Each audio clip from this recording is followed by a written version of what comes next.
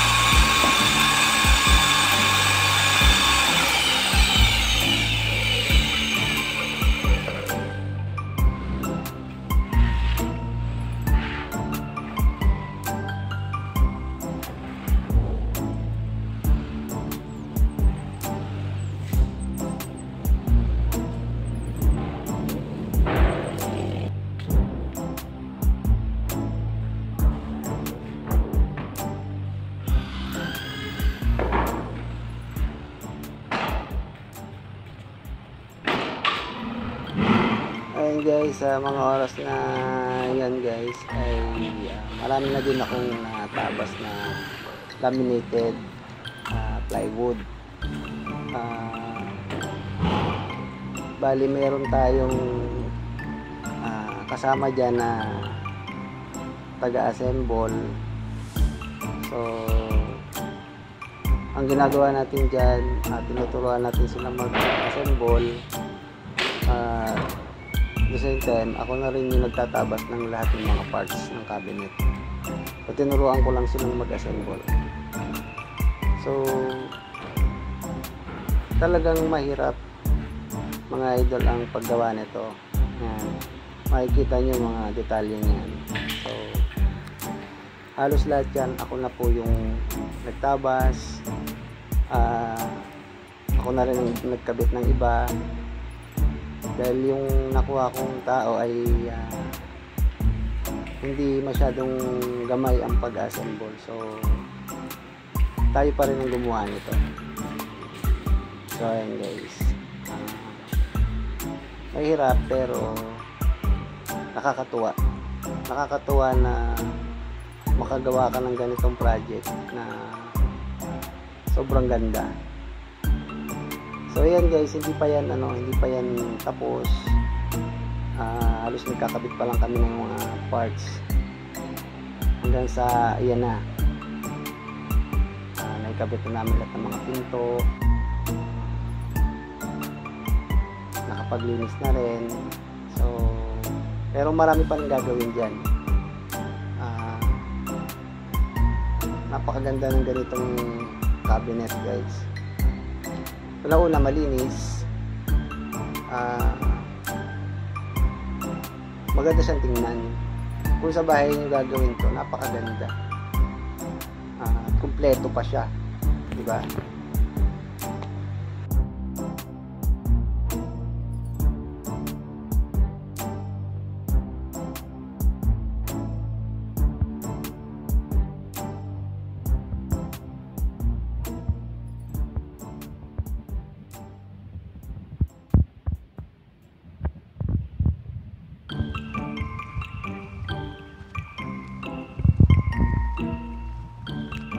Parts niyan ay may babaguhin na medyo may i-adjust pa, lalo yung mga pinto, yung iba dyan ina-adjust pa natin. So yung lababo wala pa siya, yung faucet, maraming pang gagawin. So ayun, ang ganda lang ng project na to, guys. So ito yung pinakamalaking project na ginawa ko